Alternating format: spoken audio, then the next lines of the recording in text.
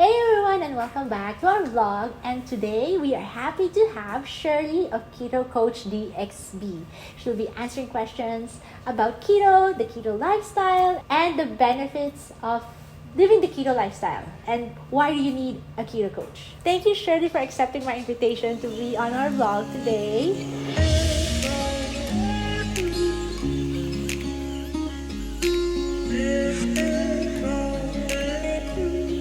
So Shirley, I want to ask several questions about keto because what is keto? And they say it's a lifestyle now. Can we just not Google it? Do we need a nutritionist? Do we need a coach for it? I would go and say it's better to go and do a lot of research for any lifestyle change. So if you're doing ketogenic diet in terms of the right way, you need to know the facts and understand your body individuality, right?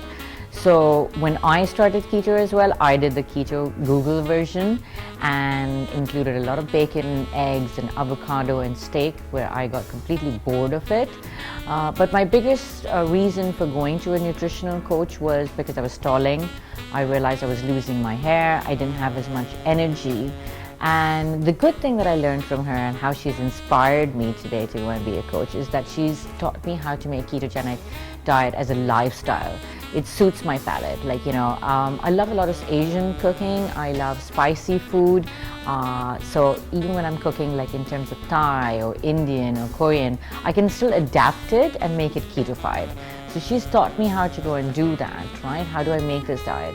I had a lot of ailments in terms when I did go and start with keto. I had high BP, I had cholesterol. I've been suffering from dysmenorrhea for years. And so that means I was on morphine shots for at least 10 years of my life. So that was another reason I wasn't losing weight. And finally, nutritional keto in terms for my body chemistry, for my body individuality, eating the right type of foods when healed it, and finally I was able to lose more than 30 kilos of my weight. Keto is a lifestyle that's difficult to follow because you have to give up a lot of carbs, and as a rice person, I don't think I can give up rice.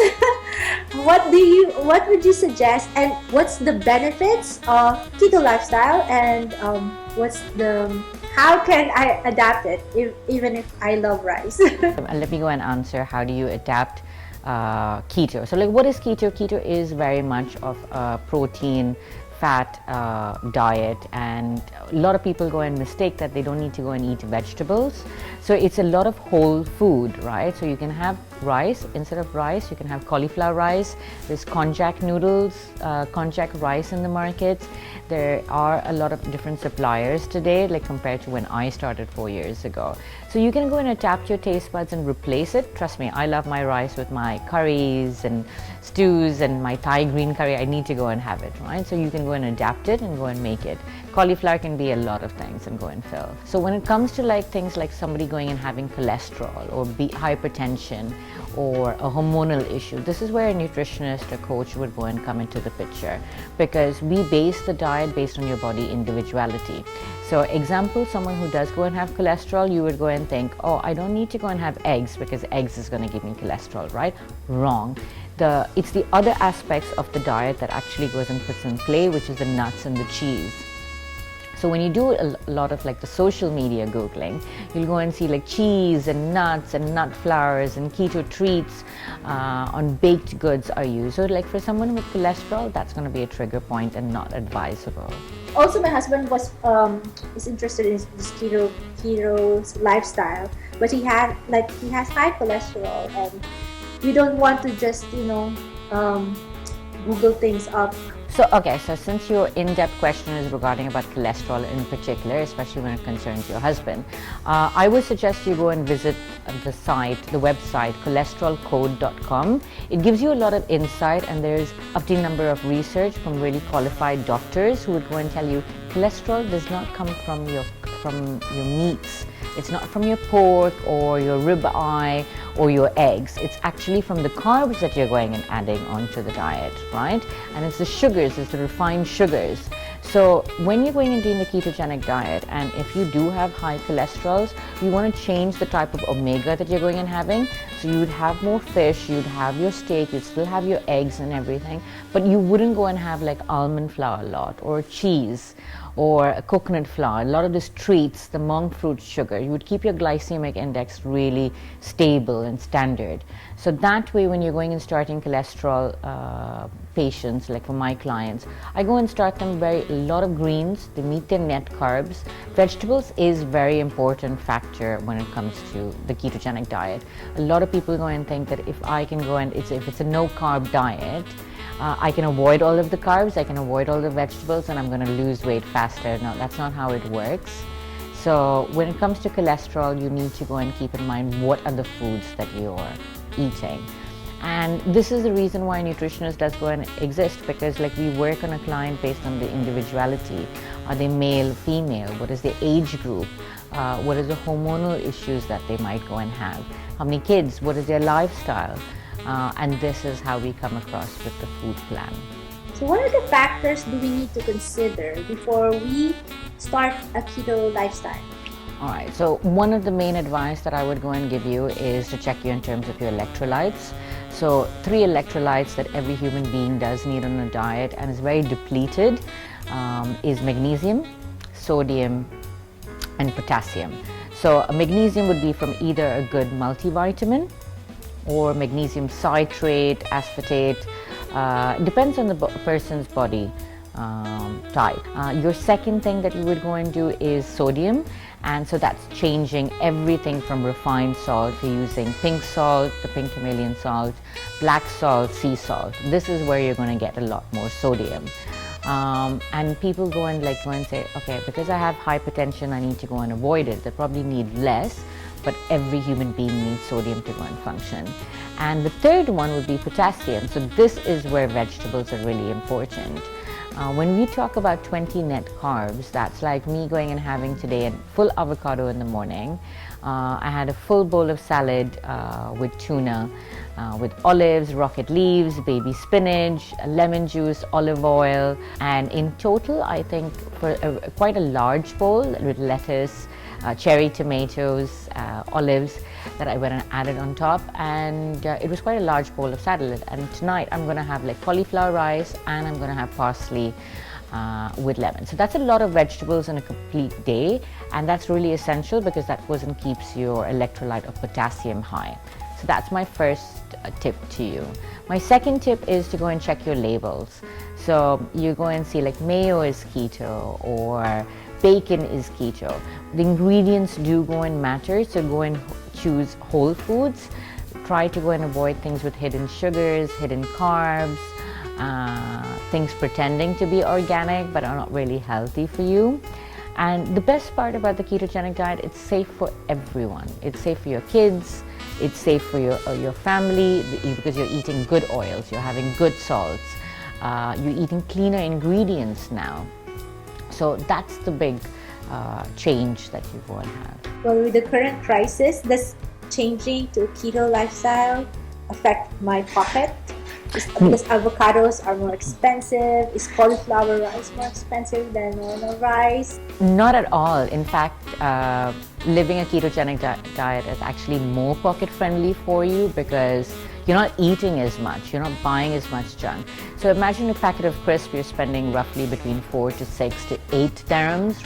Yeah, you can go and buy like a whole 2 weeks worth of cauliflower with that and go and have cauliflower rice every single day, right? If you go and get from the market.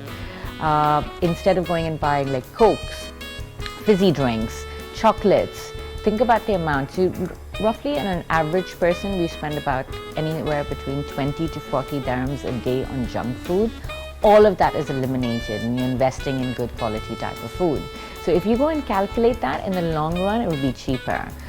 You do not need to go and buy expensive items like avocado or steak just because that's part of the diet. So that's the main thing. You make it your lifestyle. It depends on what your budget is. So you can set out the parameters as long as you're eating within a ketogenic lifestyle. So the beauty about going and starting ketogenic lifestyle, and the reason why people go and love it, is that literally from day one, you're seeing a loss on your scale. Right? Every day you're losing. More or less in the beginning, the first 3-4 weeks, you're losing 5 days out of the week. So that keeps them really motivated. Secondly, with my clients, I make sure their electrolytes are really high, so their energy level is really good. And since we work on body individuality, I go and make sure whatever is lacking from that client is a food that they might go and add. Example, if my client has like a hormonal issue, I'll increase their zinc. So I would add more pumpkin seeds to their diet, right? And that way they're not going to have more cravings. Once that nutrient is fed to the body is not going to go and like crave the next nutrient, which was the junk food, because it's getting more healthier food. Will you go and crave it? No. So you're not going to have like, in the beginning, yes, you know, it's a habit. Understand going and reaching for desserts at the end of a dinner is a habit. So we replace that habit. We're going to replace it with like blueberries and mascarpone cheese with dark chocolate, which is keto, right? And what we're going to do is like eventually go and choose very low glycemic type of index food. By going and doing that, there is no cravings and like hunger, like, you know, that 4 o'clock hangry, I really want to go and have something, right? So I used to go and suffer from that. I used to live in Chili's molten cake constantly, like I needed to go and have it. That was like my stress buster. But yeah, now I don't crave it. I think it's been over 2 years. I attempted, I think in Easter 2 years ago, to go and have some, but I felt it so sweet. I just couldn't handle it, and I was a constant sugarholic. So tell me something about some of your successful clients. Will you be able to share some? Okay, there is one on Instagram, and I met her about 10 months ago. She was a breastfeeding mom, and she was overweight. She talks about her journey, and today she's actually opened up her own Instagram account as Keto Mom Dubai, and she's inspiring others. She's lost over 35 kilos. She is really good in giving different recipes, going and making it a lifestyle from her heritage and her taste buds, so that's really nice. And she's still breastfeeding, and she's still managing to do it. She had a really good supply. She's become now an admin for Keto Nation UAE, so that's really great. I have another client who has a gastric bypass and a gallbladder removal, and is really successful. We're waiting to go and have the photographs done. My most rewarding client, I think, has to go and be, which is another Shirley, and she is from New Zealand, and we did a remote coaching. At the age of 42, she got pregnant, right? And she had ovarian drilling, she had PCOS, she was told by the doctors in New Zealand, and she was in the Middle East before. And I think she did do Clemoid, like this fertility drug to go and get pregnant and stuff, and it didn't go and work. And then she had ovarian cancer, or blood cancer. Sorry, she had like blood cancer, and so she was on that medication. So at age of 42, getting pregnant was the last thing that she thought that was possible.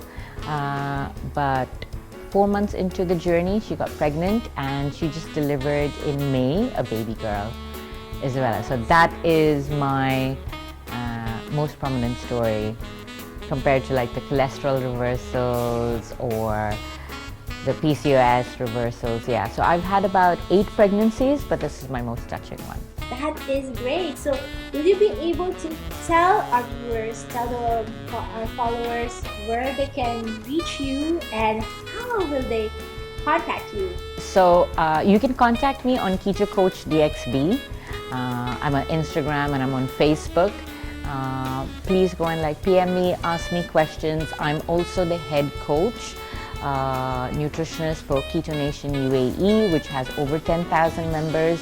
So if you're considering it, I suggest you do go and read a lot of information from there. It will be really helpful and resourceful. And if you think you have an issue and a body individuality test that you would like to go and do, contact me. Thank you. Thank you so much, Shirley. And we've learned so much about keto and about Keto Coach DXB. And if you like this video, hit the like button below. Please do subscribe, and I'll see you on our next vlog. Bye.